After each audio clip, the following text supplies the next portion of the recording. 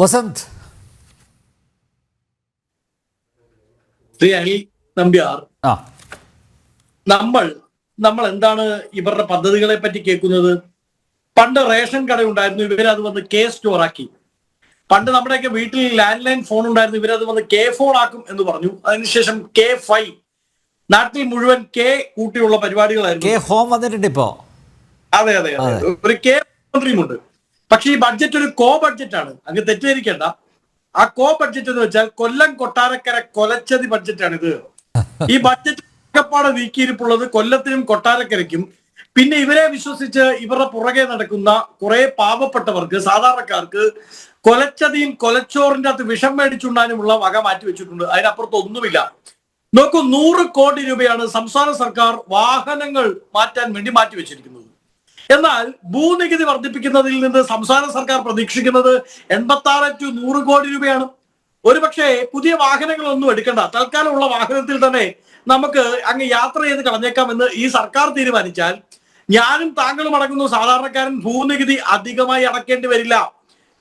കേന്ദ്ര സർക്കാർ ഇവിടുത്തെ പരിസ്ഥിതിയെ പരിഗണിച്ചുകൊണ്ട്, പരിസ്ഥിതിയുടെ ഇക്കോളജിക്കൽ ഡെവലപ്മെന്റ് പരിഗണിച്ചുകൊണ്ടാണ് ഇലക്ട്രിക് വാഹനങ്ങളുടെ വില കുറയ്ക്കാൻ വേണ്ടി അതിന്റെ ലിഥിയത്തിനും ബാറ്ററിക്കും വില കുറയ്ക്കുന്നത്.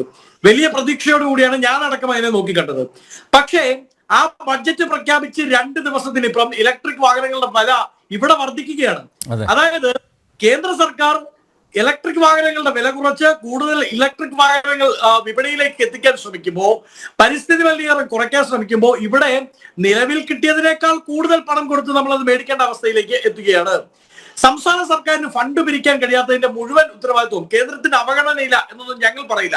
പക്ഷേ സംസ്ഥാന സർക്കാരിന് ബാർ മുതലാളിമാരുടെ കയ്യിൽ നിന്നും കോറി മുതലാളിമാരുടെ കയ്യിൽ നിന്നും ഫണ്ട് പിരിച്ചെടുക്കാൻ കഴിയാത്തതിന്റെ മിടുക്കില്ലായ്മ മുഴുവൻ കേന്ദ്രത്തിന്റെ തലയിൽ വെച്ച് ഊരിക്കളഞ്ഞേക്കാം എന്നാണ് ധനമന്ത്രി ബാലഗോപാൽ വിചാരിക്കുന്നതെങ്കിൽ അരിയാഹാരം ഉണ്ടെന്നവരാരും അത് വിശ്വസിക്കുമെന്ന് അദ്ദേഹം കരുതേണ്ടതില്ല.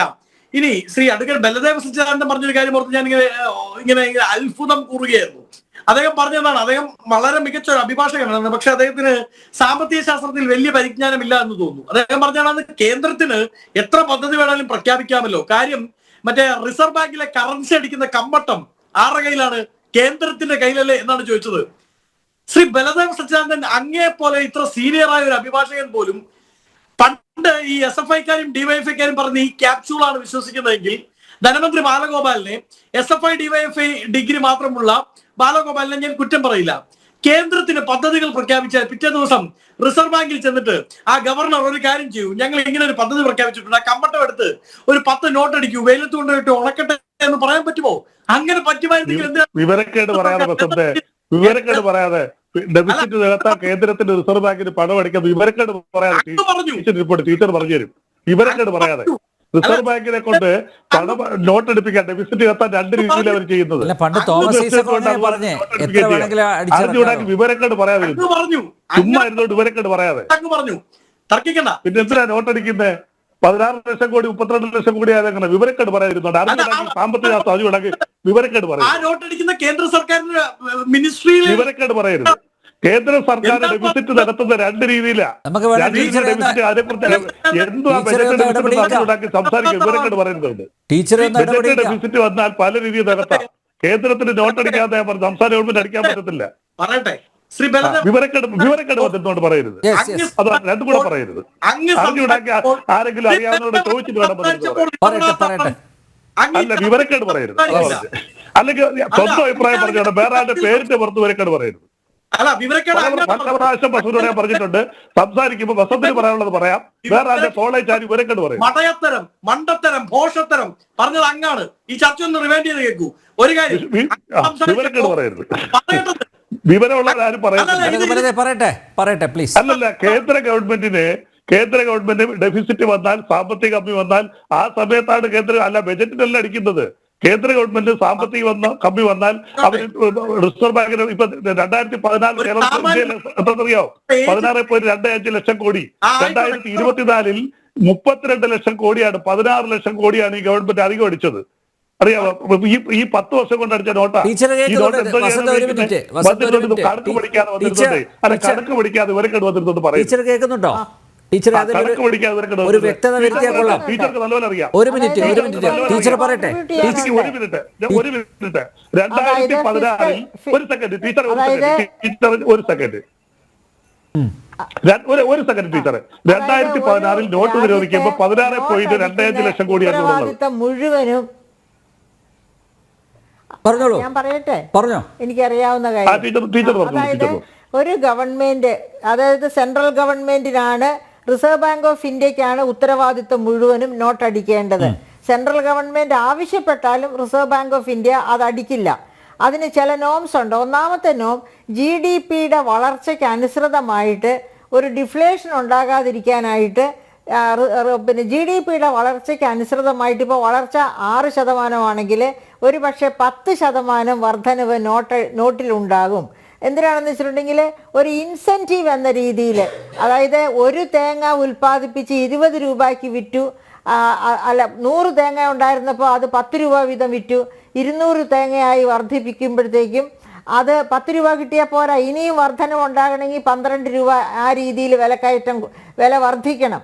അതൊരു ഇൻസെൻറ്റീവാണ്. അപ്പോൾ അങ്ങനെ ഒരു ഇൻസെൻറ്റീവ് എന്ന രീതിയിൽ കറൻസി നോട്ട് GDP-യുടെ ഇത്തിരി ഉയർന്ന പെർസെൻറ്റേജ് 10% GDP വളർച്ചയുണ്ടെങ്കിൽ 11-12% നോട്ടടിക്കാം. പക്ഷെ സാധാരണ രീതിയിൽ ആ നിയമം നിലവിലിരിക്കെ തന്നെ ഡെഫിസിറ്റ് ഫിനാൻസിങ്, അതായത് ഡെഫിസിറ്റ് ഉണ്ടാകുമ്പോൾ, കേന്ദ്ര ഗവൺമെൻറ്റിൻ്റെ ഡെഫിസിറ്റ് ഉണ്ടാകുമ്പോൾ ആ ഡെഫിസിറ്റിനെ ഓവർടേക്ക് ചെയ്യാൻ വേണ്ടിയിട്ട് കറൻസി പ്രിൻ്റ് ചെയ്യും. പക്ഷേ ഈ കേന്ദ്ര ഗവൺമെൻറ്റിൻ്റെ ഡെഫിസിറ്റ് എന്ന് പറഞ്ഞാൽ കമ്പൈൻഡ് ഡെഫിസിറ്റ് ആണെന്നും കൂടി നമ്മൾ ഓർക്കണം. അതായത് കേന്ദ്ര ഗവൺമെൻറ്റിൻ്റെ ഡെഫിസിറ്റ് എന്ന് പറയുന്നത് എപ്പോഴും സംസ്ഥാനങ്ങളുടെയും കേന്ദ്രത്തിൻ്റെയും കൂടി ചേർന്ന ഡെഫിസിറ്റാണ്. എന്ന് വെച്ചാൽ സംസ്ഥാന ഗവൺമെൻറ് ഡെഫിസിറ്റ് നേരിട്ട് അങ്ങ് എടുക്കുകയല്ല ചെയ്യുന്നത്. ഫോർ എക്സാമ്പിൾ നാഷണൽ ഹൈവേ എന്ന് പറഞ്ഞാൽ സംസ്ഥാനങ്ങൾക്ക് പ്രയോജനപ്പെടുന്നതാണ്, സംസ്ഥാനങ്ങൾക്കാണ് പ്രയോജനപ്പെടുന്നത്. ആ സംസ്ഥാനങ്ങളുടെ സമുച്ചയമാണല്ലോ കേന്ദ്ര ഗവൺമെൻറ് എന്ന് പറയുന്നത്. അപ്പോൾ അങ്ങനെ വരുമ്പോൾ കേന്ദ്ര ഗവൺമെൻറ് പണിയുന്ന നാഷണൽ ഹൈവേ നാച്ചുറലി അതിനുവേണ്ടി നോട്ടടിക്കേണ്ടി വരും. അങ്ങനെ നോട്ടടിക്കേണ്ടി വരുന്നത് കേന്ദ്രത്തിൻ്റെ മാത്രം ആവശ്യത്തിനല്ല, സംസ്ഥാനങ്ങളുടെ കൂടെ ആവശ്യങ്ങൾക്ക് വേണ്ടിയാണ് എന്ന് വരുന്നു.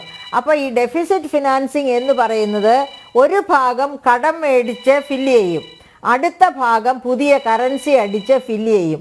അങ്ങനെ കറൻസി അടിക്കുമ്പോൾ പോലും നമ്മൾ നേരത്തെ പറഞ്ഞിരിക്കുന്ന ആ നോം GDP-യുടെ വളർച്ചയേക്കാൾ 2-3% മാത്രം കൂടുതലായിരിക്കും കറൻസി അടിക്കുന്നത്, അല്ലെങ്കിൽ ഹൈപ്പർ ഇൻഫ്ലേഷൻ സംഭവിക്കും. അത് സംഭവിക്കാതിരിക്കാൻ ശ്രദ്ധിച്ചുകൊണ്ടാണ് ഇത്തരം നോംസ് വെച്ച് കറൻസി നോട്ട് അടിക്കുന്നത്.